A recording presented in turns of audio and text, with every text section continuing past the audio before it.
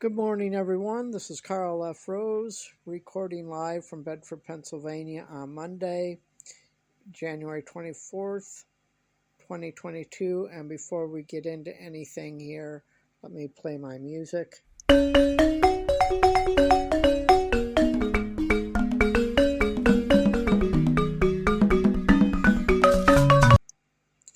Okay, let's get into this. Again, this is Karl F. Rose, recording live from Bedford, Pennsylvania on Monday, January 24th, 2022. And yes, I watched the highlights of yesterday's Rams Buccaneers playoff game. And from what I saw, to put it bluntly, the Rams won ugly. They had a huge lead. Matthew Stafford, and he did really good. Brady actually had a good game. The problem is he threw a couple of picks. But the Rams had a 24-point lead and almost blew the game because of 4 fumbles late in the game. And I want to give credit to Coach Arians and the Bucs defense because Suh knocked out the ball on a good play. Nothing dirty, but he did get a penalty elsewhere in the game. I'll get into that in a minute, but he swatted the ball out like you're supposed to do on defense, and they got the ball. Others were just plain outright fumbles, and then the one that I think that was credited to Matthew Stafford really wasn't his fault when the snap went past his head. He wasn't expecting it. The center snapped the ball too soon. So it comes down to communications. And even at the press conference at the end, Matthew Stafford addressed all those things and said they can't have those. And, with the championship game coming up against the 49ers, who seem to have come out of nowhere, they can't have that. 49ers are very good at taking advantage of those sort of things. The Bucs didn't. Four fumbles, and next week's game will definitely result in a loss for the Rams. Nothing I want more in the world than to see Matthew Stafford get in the Super Bowl, at least get that much.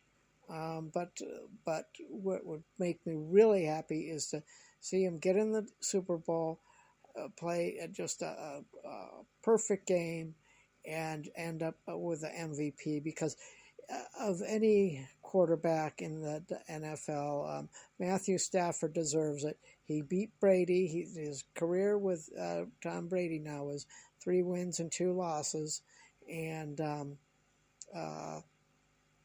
so he was 2-2 against Brady with the Lions, which is saying a lot. So this was the big game. I almost think this was the Super Bowl of the playoffs prior to the Super Bowl, because usually either the championships or one of the lower games is more of a Super Bowl caliber game than the actual Super Bowl itself. But we're looking at probably, let's see, we've got the Rams and the 49ers, and I think we have Kansas City and Kansas City and the Bengals. What I don't want to see is a repeat of the 49ers and the Bengals. We've had that Super Bowl before. 2 great teams, 2 great coaches. Sam Weiss for the Bengals, Bill Walsh for the 49ers, Montana for the 49ers as quarterback, and I believe Boomer Esiason for the Bengals. But we've had that. It would be nice to see the Rams and the Chiefs, and that would be a Super Bowl game that I would watch. That would probably be a shootout between Matthew Stafford and Patrick Mahomes, and that game could go either way. I would expect a high-scoring game, one of those games that would be a whoever has the ball last wins the game sort of thing. I wouldn't be surprised if that's a Super Bowl where there's like a final score of like 42 to 40 or something like that. Not that the defenses are bad, it's just that the offenses are really good. So we'll see. But the Rams have they can't look forward. They can't look forward to the Super Bowl. They got to get past San Francisco first. And the first thing in order is to clean up their errors. They could have very easily lost yesterday, even though they had a 24-point lead. But my hat goes off to Matthew Stafford, and I hope I want to see continued success with him with the Rams. And I don't want to take anything away from the Buccaneers. Brady played a good game. He had a few interceptions, and the defense came up at good times, but they came up short. But anyway, well, that's about it. Let's go Rams, and hopefully they can get into the Super Bowl. They need to play a clean game, and we'll just have to wait and see. So we will talk to you next time. Have a good week.